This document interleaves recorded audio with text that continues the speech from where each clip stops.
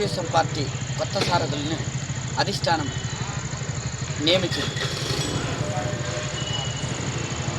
అందులో ఆదోని పట్టణానికి చెందిన గుడిసె కృష్ణమ్మను కర్నూలు జిల్లా అధ్యక్షులుగా ప్రకటించింది. అలాగే నంద్యాల జిల్లాకు పాణ్యం ఎమ్మెల్యే గౌరీ సిద్ధారెడ్డి గారిని నియమించింది.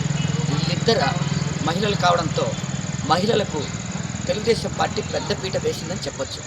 అలాగే ఈ సామాజిక నేపథ్యంలో ఒక బీసీ ఒక ఓసీ ఇద్దరిని కంబైన్ చేస్తూ 2 జిల్లాలకు ప్రాధాన్యత ఇచ్చిందని చెప్పొచ్చు.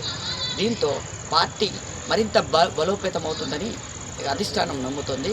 ఏదేమైనా ఇన్నాళ్ళు ఎలాంటి పదవులు లేని కృష్ణమ్మ పార్టీని నమ్ముకొని అనేక కార్యక్రమాలు చేస్తూ వచ్చింది.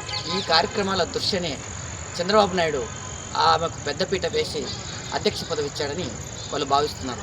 ఇదేమైనా అధ్యక్ష పదవి రావడంతో కృష్ణమ్మ CR5 న్యూస్తో ఏమనిందంటే, ఈ అధ్యక్ష పదవి ఇచ్చిన సీఎం చంద్రబాబు నాయుడుకి, నారా లోకేష్కి ప్రత్యేక కృతజ్ఞతలు తెలుపుతుంది.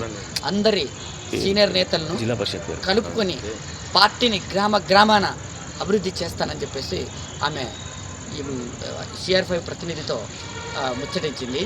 ఏదేమైనా కర్నూలు ఉమ్మడి జిల్లా టీడీపీకి పూర్వం వస్తుందా, మరి 2009 ఎన్నికల్లో ఇదే ప్రభంజనం సృష్టించి